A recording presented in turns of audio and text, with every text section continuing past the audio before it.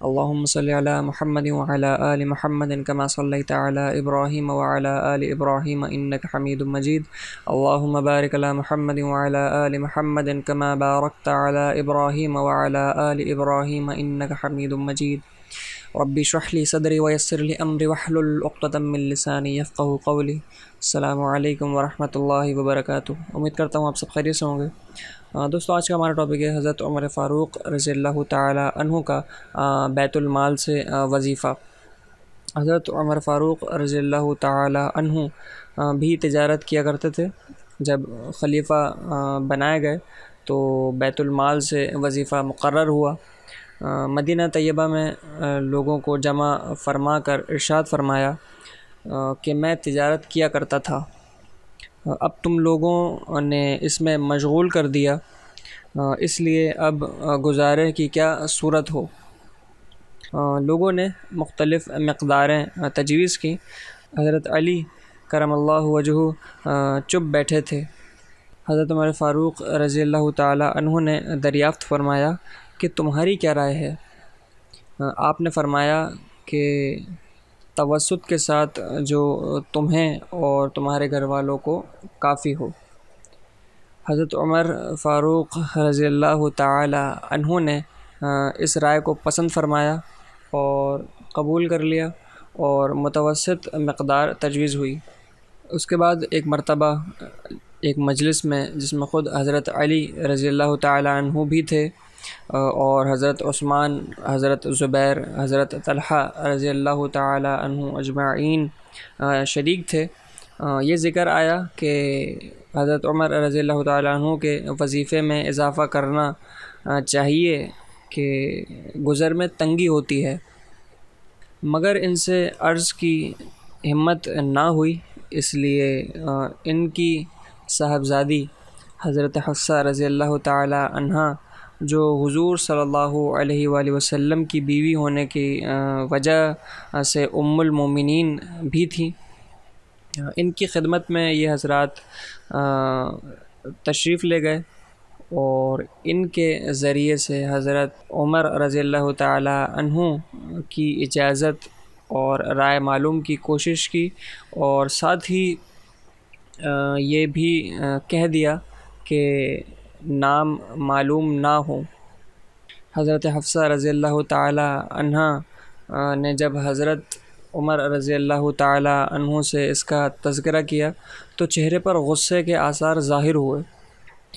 حضرت عمر رضی اللہ تعالی عنہ نے نام دریافت کیے. حضرت حفصہ رضی اللہ تعالی عنہ نے عرض کیا کہ پہلے آپ کی رائے معلوم ہو جائے.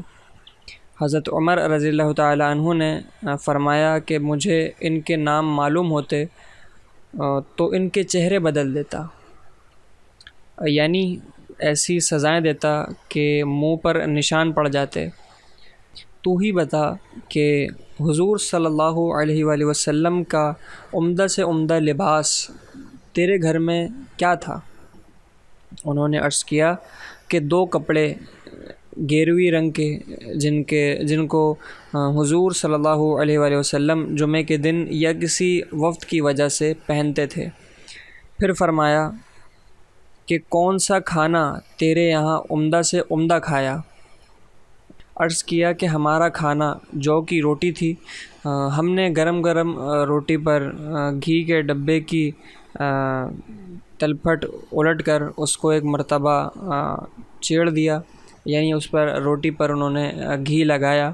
تو حضور صلی اللہ علیہ وآلہ وسلم خود بھی اس کو مزے لے کر نوش فرما رہے تھے اور دوسروں کو بھی کھلاتے. فرمایا کون سا بستر عمدہ ہوتا تھا جو تیرے یہاں بچاتے تھے؟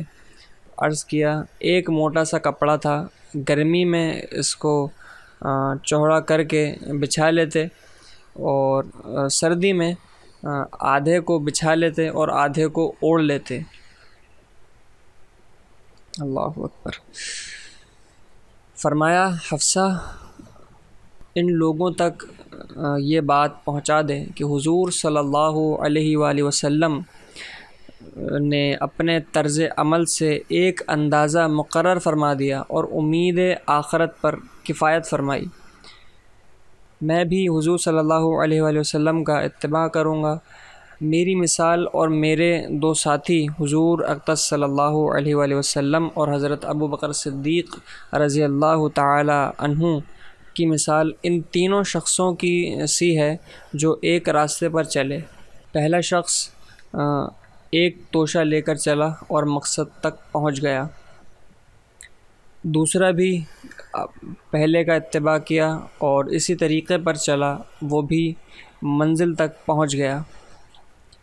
پھر تیسرے شخص نے چلنا شروع کیا اور وہ ان دونوں کے طریقے پر چلے گا تو ان کے ساتھ مل جائے گا، اور اگر ان کے طریقے کے خلاف چلے گا تو کبھی ان کے ساتھ نہیں ملے گا۔ یہ اس شخص کا حال ہے جس سے دنیا کے بادشاہ ڈرتے تھے، کانپتے تھے کہ کس زاہدانہ زندگی کے ساتھ عمر گزار دی۔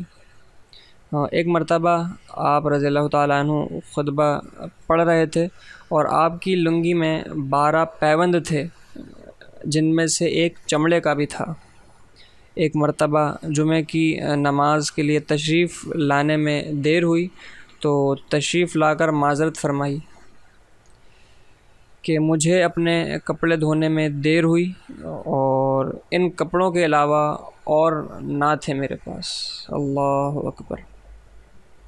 ایک مرتبہ حضرت عمر رضی اللہ تعالی عنہ کھانا نوش فرما رہے تھے، غلام نے آ کر عرض کیا کہ عتبہ بن ابی فرقد رضی اللہ تعالی عنہ حاضر ہوئے ہیں۔ آپ نے اندر آنے کی اجازت فرمائی اور کھانے کی تواضع فرمائی۔ وہ شریک ہو گئے تو ایسا موٹا کھانا تھا کہ نگلا نہ گیا۔ انہوں نے عرض کیا کہ چھنے ہوئے آٹے کا بھی تو ہو سکتا تھا۔ آپ رضی اللہ تعالی عنہ نے فرمایا، کیا سب مسلمان میدا نہیں کھا سکتے؟ عرض کیا کہ سب تو نہیں کھا سکتے۔ فرمایا کہ افسوس، تم یہ چاہتے ہو کہ میں اپنی ساری لذتیں دنیا میں ہی ختم کر دوں۔ اللہ اکبر، اللہ اکبر۔ اللہ تعالی ہم میں بھی ایسی فکر عطا فرمائے آخرت کو لے کر، اور یہ ان صحاباؤں کا ذکر ہے کہ جن کے نام سے دشمن کانپتے تھے، ڈرتے تھے۔ اس قسم کے سینکڑوں، ہزاروں نہیں بلکہ لاکھوں واقعات ان حضرات کرام کے ہیں۔ ہم لوگ ہر وقت لذت دنیا میں بڑھتے جا رہے ہیں، دنیا کی ہوس بڑھتی جا رہی ہے، اور ہر شخص اپنے سے زیادہ مال و دولت والے کو ترجیح دیتا ہے، اس کی طرف نگاہ ڈالتا ہے، اس پر نگاہ رکھتا ہے، اور اس حسرت میں مر جاتا ہے کہ فلاں شخص مجھ سے زیادہ وسعت میں ہے، مجھ سے زیادہ مال ہے اس کے پاس، مجھ سے زیادہ پیسہ ہے اس کے پاس، اور گھر ہے، بنگلہ ہے، گاڑی ہے، آگے پیچھے لوگ جو ہے وہ اس کے عہدے کی وجہ سے، اس کے پیسے کی وجہ سے پیچھے بھاگ رہے ہیں، تو لوگ اس کی طرف جو ہے وہ آج کے دور میں نگاہ رکھے ہوئے ہیں۔ دھوکہ ہے، خدا کی قسم دھوکہ ہے۔ اللہ کا ہر ایک حرف جو اس کے کلام میں اس نے ہم تک پہنچایا حضرت محمد مصطفیٰ صلی اللہ علیہ وآلہ وسلم کے ذریعے سے، وہ سچ ہے، وہ سچ ہے۔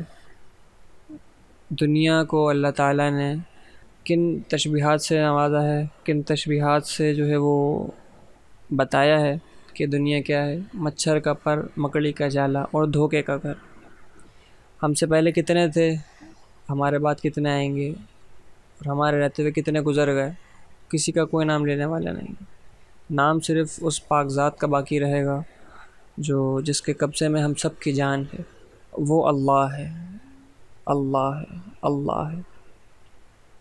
اللہ تعالی ہم سب کو قرآن شریف پڑھنے کی، سمجھنے کی اور اس پر عمل کرنے کی توفیق عطا فرمائے، اور حضرت محمد مصطفیٰ صلی اللہ علیہ وآلہ وسلم کے بتائے ہوئے راستوں پر چلنے والا بنائے۔ السلام علیکم ورحمۃ اللہ وبرکاتہ۔